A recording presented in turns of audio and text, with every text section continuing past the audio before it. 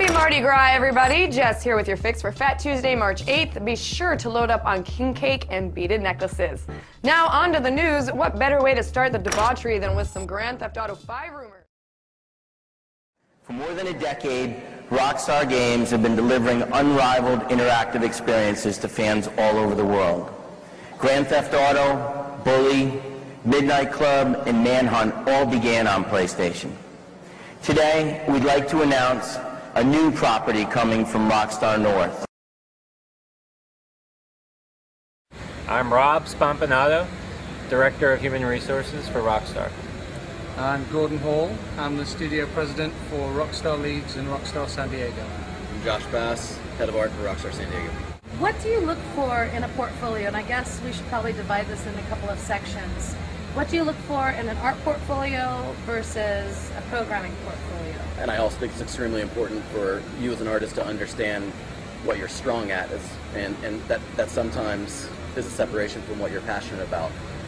If you try and put too many things on a reel, it's going to dilute your strengths. It's going to expose your weaknesses, and it's ultimately going to expose what lead to what Gordon was saying is those first 15 seconds we're going to be done. We're going to turn it off and move on to the next guy. So it's much better if you're an environment artist to have a reel that shows your strongest environment art. Not all of your environment art, just your strongest. If you're a character animator, put your strongest character animation on there and don't have it overly stylized. You want to be able to appeal your skill set to people that don't do stylized games such as us. We're not making, Jak and Daxter, we're making Grand Theft Auto. And we want characters to walk around like humans walk around. So understand your strengths, focus on that, be passionate about that, and put your best foot forward.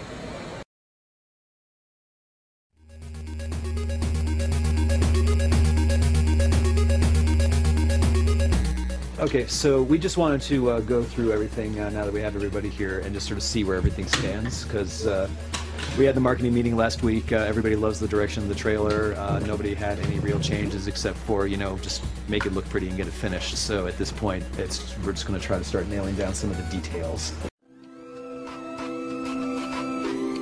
We've always done our mocap at other mocap studios, and now we have our own stage. It's kind of cool. Pretty rad. Yeah. No. Have you guys seen this already? We showed this to you yesterday. Yeah, yeah. Okay. I had no idea what it was. I remember just going to the audition. I was just in one of those great moods, and here I am sliding over the thing and jumping, knocking over chairs, and I didn't care. I didn't know what it was. It's a TV show. I thought it was a voiceover job. I didn't really know, but I was in a good mood. And then they hired me. I'm like, oh, great, whatever. And then we get into it, and you realize what it is, and you start going.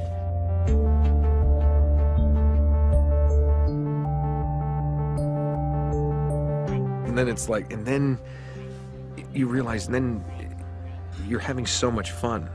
That was in perfect time. And I was given so much freedom. It was one of the first times in my career that I was given the freedom to really contribute and help create this character from my own personality. We're all kids in the sandbox, having a good time, playing. And that's why, the old name of, the old title of actors was players. And that's what we're supposed to do. We're supposed to play like this is real.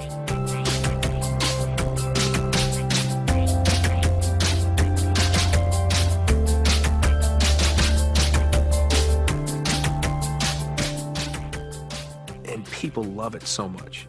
There's nothing better than this. I think probably the best thing about it is, once you grapple someone and being able to move freely about with them and just bring the environment into play, just sprint around with them, push them into things, throw them over the edge of rooftops, it makes it all exciting. And the other one was more focused on the gunplay. That's right, that was more focused on driving and gunplay together. That one, what we've tried to do there is, create a nice arcadey sort of driving model, but at the same time layer an awesome, again, cinema style, action component on top of it. So what you saw there was riding on the back of a motorbike, being able to shoot freely, I guess, in any direction, being able to target, enemies, being able to target vehicles, sub-target them. You saw you know, the main character fly off the back of the bike and, you know, use it as a weapon, like into a bunch of enemies. So some really like over-the-top action kind of stuff, which is pretty cool. And you're drawing from a real all-star cast on this one. You've got Black Box guys, you've got former Rockstar. Who else have you got in the mix building the game? Yeah, you know, it's I think making open world games is a challenge. So, you know, we knew that from the outset, and so we wanted to get a team together that had experience doing it, you know, so that we could make fewer of those mistakes that you tend to make making these games. You know, so I mean, like you said, there's a lot of guys that from EA that worked on Need for Speed, worked on Skate, worked on Godfather. You know, we've got a lot of guys from Rockstar that worked on Bully. You know, we've got a lot of guys from Radical that worked on Scarface, on Prototype, on Hulk Ultimate Destruction. Got guys from Saints Row. So, you know, a little bit from everywhere, and, you know, we're all pulling our collective experience together to make this a great open world experience. So how did you guys come to work on the series, and what's your background, and really how did you get to this project? Time for a new game with new gen of consoles, and they met with us, and you know, a bunch of us had come from EA, working on Need for Speed and Godfather and Skate, a bunch of guys from Rockstar, guys from Radical who work on Hulk and Prototype and Scarface. We had this amazing team of guys ready to build an open world game, and we really started from there. And the thing that they told us was you have carte blanche, you can create something entirely new, you can reboot it. Well, the setup certainly sounds impressive. I mean, let's go ahead and take a look at some of the footage that you brought along and just hit A and kick it off there. You got it. So tell me what we're going to see right now. Well, so far, both at GDC and here at E3, we're showing people a lot of one particular neighborhood, which is really more based off Kowloon. So it's a little grungier. What you're seeing here is these are the other neighborhoods in our world. It's a big place. Here's a view into downtown during the day. There's a lot of different areas you're going to see during the game, things people haven't seen yet in an open world game. So we want to show people how unique that place is. You know, it's under British rule for a long time, so there's enough similarity. You know, the street signs are in English, the road signs are in Cantonese and English, that people will be able to not feel too unfamiliar with it. It's really refreshing to see this footage because I think a lot of what people have seen so far is at night with the neon, sort of the same thing over and over again. That's right. Exactly, and this is really cool. We see that the game is a lot more expansive than just those nighttime city scenes. Yeah, we've got, you know, a full day-night cycle. We've got weather. We've got lots of different neighborhoods. You're looking here at sort of a Aberdeen Harbor area. This is Soho, an expat bar district. There's karaoke mini games. We're really trying to create an incredible sandbox, and what you've seen so far with the Kowloon flavored area is just one district, but there is a lot more. Cool. So another thing I wanted to talk about a little bit is the combat. Yeah. Maybe you can give us an overview of what the combat's going to be like. Now we know it's about shooting. Yeah. But what else is it about? Well, it's about a lot more than shooting this time around. You know, I talked about long action cinema. What we wanted you to feel like with this was long action film star. And so often in open world game, you get out of the car and you feel like you're kind of stuck in the mud. You know, the punching feels very like Rock'em Sock'em Robots. What we wanted to do here was make it feel like a Jet Li film or a Tony Jaa film, where you're an incredibly dynamic character. You can move around the environment, and besides, you know, strikes and counters and directional attacks, you can use the environment against your enemies too. You can put a guy into a fan, or you can, you know, put a guy into a fish tank and drown him. You can throw a guy off a roof. You know, there's just a ton of stuff in the sandbox that we want to let you use in combat. So it's not just an open world sandbox. We want it to be kind of a combat sandbox too. How has it been balancing this really like strong combat aspect with the open world game? Because I know that those are two things that don't always play nice together. Yeah, it's, you know, it's tough, but we want to really be the game that people say they delivered an awesome story, they had a great looking world, it felt like, and man, the character mechanics were something I haven't played before in an urban open world game. And it's tough, and especially trying to create those action movie moments. What we've had to do is certain times when you're on a more linear mission, we want it to feel like those action movies. We've decreased things in the sandbox. We've turned the ambient head population down, or we've turned the police off, or something like that, so that you can get kind of a more linear experience. And you mentioned a little bit, you said there's going to be some karaoke mini games. Yeah, there's, you know, we've got a great lineup of musical talent. You know, Pharrell was announced this week. He's helping us out with the soundtrack. He'll also play a character in the game. And you kind of put that together with karaoke. You can kind of guess there's some cool stuff that we're doing. There's karaoke, there's gambling mini games, and there's a ton of cop mini games too that are, you know, there's surveillance, safe cracking.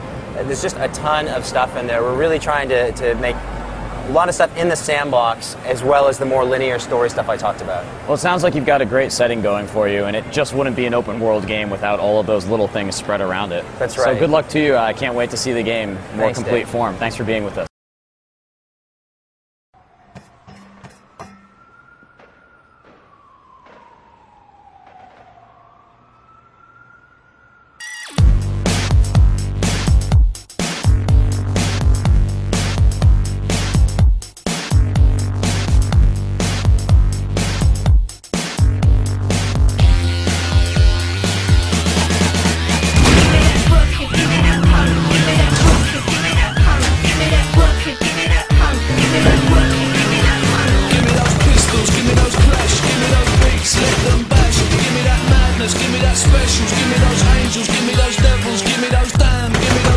Back to the 70s, punk rock mangas. Give me that Beatles, give me that Stones, give me that Trip Tap 60s zone. Give me that Biggies, give me that Smalls, give me that spray paint, give me those walls, give me those doors, give me that Kings. Take the crowd to the brink. Give me that dive, give me that punk, give me those chemicals, give me that slugs, give me those beats, give me that prod, give me that hook, give me those mods, give me that hook, give me that punk, give me that hook, give me that punk, give me that rock, give me that punk, give me that rock, give me that punk, give me that soul, give me that wax, give me those party smashing tracks, give me that Hendrix, give me that Bob, give me that Kipling, give me that Lob, give me that Dre, give me that Snoop, give me that sound, give me that loop, give me that 50, give me that right, give me that left, give me that dive, give me that punk, give me those chemicals, give me that stuff, give me those beats, give me that prod, give me that hook, give me those mods, give me that give me that punk, give me that rock, give me that rock, give me that